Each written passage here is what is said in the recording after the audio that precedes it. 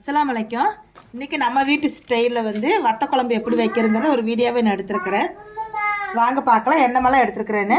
பூண்டு வந்து நான் 1/4 கிலோ எடுத்து நான் உரித்து வச்சுருக்கிறேன். பூண்டு 1/4 கிலோ எடுத்து உரித்து வச்சுருக்கிறேன். அது கூட வந்து சின்ன வெங்காயம் 100 கிராமு, பெரிய வெங்காயம் ஒரு 5 வெங்காயம் எடுத்து உரித்து வச்சுருக்கிறேன். சின்ன துண்டு ஒரு இஞ்சி, அதுக்கப்புறம் தக்காளி வந்து ஒரு 5 பழம் எடுத்து வச்சுருக்கிறேன். பச்சை மிளகா ஒரு 5, கருவேப்பிலை. இந்த குழம்புக்கு வந்து கொஞ்சம் கருவேப்பிலை சேர்த்தியே போடுங்க. நல்லா ஃப்ரெஷ்ஷாக இருக்கிற கருவேப்பிலையை எடுத்துக்கோங்க, கொஞ்சம் சேர்த்து எடுத்துக்கோங்க. அதுக்கப்புறம் வந்து புளி வந்து நான் எலுமிச்சம்பழம் அளவு சைஸ் வந்து நான் ஊற போட்டு வச்சுருக்கிறேன். நான் சுடுதண்ணி வச்சு கொஞ்சம் ஊற போட்டிருக்கிறேன், அப்போ சீக்கிரம் ஊறிடும். அப்புறம் வந்து சுண்டை வத்தல் கொஞ்சம் எடுத்துருக்கிறேன். இதுக்கு மெயின் ஐட்டமே வந்து நல்லெண்ணெய் தான். நல்லெண்ணெய் ஊற்றி தான் இது வைக்கணும். இந்த வத்த குழம்பு சூப்பராக இருக்கும். பூண்டு நிறையா போட்டு வைக்கிறனால நிறைய வச்ச நல்லெண்ணெய் ஊற்றி வச்சோன்னே சீக்கிரம் கெட்டு போகாது, 1 வாரம் ஆனாலும் நல்லாயிருக்கும். இதுக்கு மெயினாக ஐட்டம் வந்து பூண்டும் நல்லெண்ணெயும் தான். இதுக்கு வந்து இது வந்து எப்படின்னா குழந்தை பெற்ற தாய்மார்களுக்கு வச்சு கொடுக்கறதுக்கு அந்த மாதிரி. இந்த குழம்பு வந்து தாய்ப்பால் ஊறும் நல்லா.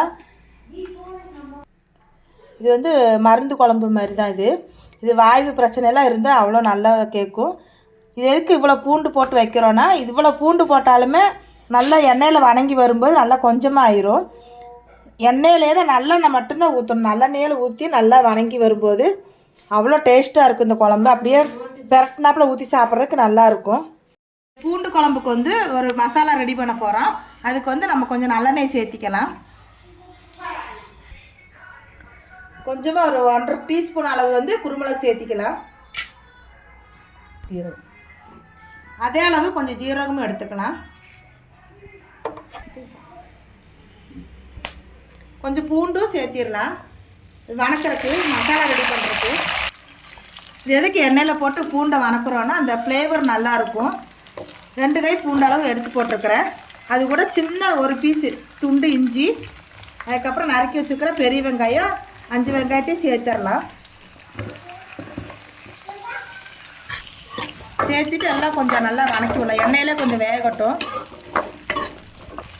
நல்லா கொஞ்சம் எண்ணெயில் நல்லா வேகட்டும். அது கூட வந்து பாக்கி வெங்காயம் வந்து கொஞ்சம் சின்ன வெங்காயம் அப்படியே வச்சுருக்கிறேன்.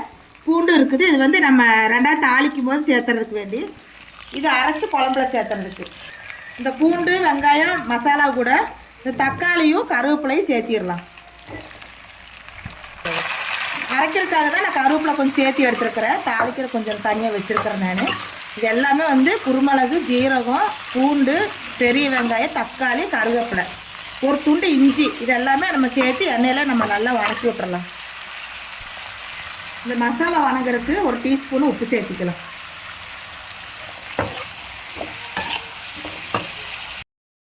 இந்த அளவுக்கு நல்லா வணங்கினதுக்கப்புறம் ஆஃப் பண்ணி விட்டுறலாம். ஆஃப் பண்ணிவிட்டு நம்ம ஆறுனதுக்கப்புறம் வந்து இதை அரைச்சி வச்சிடலாம்.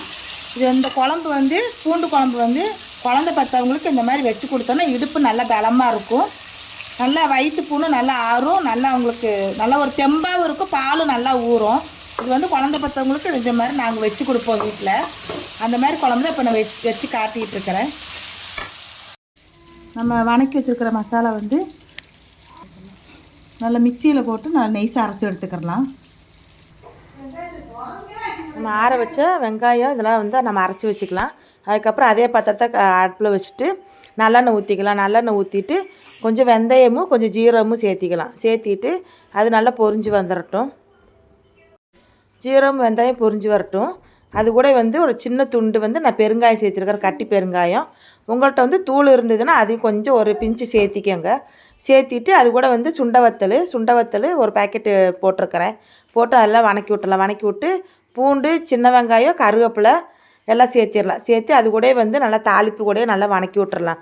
நல்லெண்ணெயிலே கொஞ்சம் நல்லா வெந்து வரணும். அதுக்கப்புறம் ஒரு 5 பச்சை மிளகா, சின்ன பச்சை மிளகா ஒரு 5, அதையும் சேர்த்திடலாம். சேர்த்துட்டு நல்லா எண்ணெயிலே நல்லா வணங்கி வரட்டும். அப்போ தான் அந்த குழம்புக்கு அவ்வளோ டேஸ்ட்டாக இருக்கும். எண்ணெயில் கொஞ்சம் நேரம் வேகட்டும். அது கூட வந்து கொஞ்சமாக வந்து நம்ம உப்பு சேர்த்திக்கலாம். உப்பு சேர்த்திட்டு ஒரு 5 நிமிஷம் அப்படியே நல்லா எண்ணெயில் நல்லா வணங்கி வரட்டும்.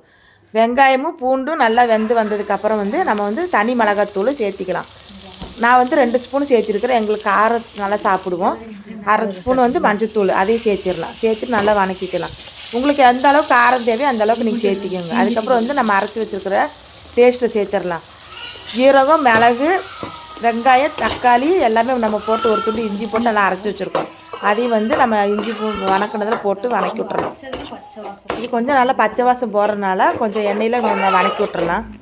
அப்போ தான் அந்த பச்சை வாசமெல்லாம் போகும். நல்லா வணங்கினதுக்கப்புறம் வந்து நம்ம புளி கரைச்சி வச்சுருக்குறோம். அதில் வந்து ஒரு 3 ஸ்பூன் வந்து மல்லித்தூள் சேர்த்துருக்குறேன் நான். அதையெல்லாம் வணக்கி விட்டுறலாம். வணக்கி விட்டுட்டு நான் புளி வந்து நான் கரைச்சி வச்சுருக்கிறேன். புளி ஊற்றுனதுக்கப்புறம் நல்லா கொதிக்கட்டும். கொதிச்சுட்டு நம்ம வந்து அது கூட வந்து 1 ஸ்பூன் நாட்டு சக்கரை நான் சேர்த்திருக்கிறேன். நீங்கள் நாட்டு சக்கரை இல்லைன்னா ஒரு துண்டு வந்து வெல்லம் சேர்த்திக்கலாம். வெல்லம் சேர்த்திட்டு நம்ம இறக்க போகும்போது பச்சை நல்லெண்ணெய் ஊற்றிட்டு இறக்கிட்டோம்னா சூப்பரான பூண்டு குழம்பு ரெடி. இந்த குழம்பு ஒரு ஃபுல் வீடியோ பாருங்கள். பிடிச்சிருந்தா லைக் பண்ணுங்கள், சப்ஸ்கிரைப் பண்ணுங்கள். தேங்க்யூ.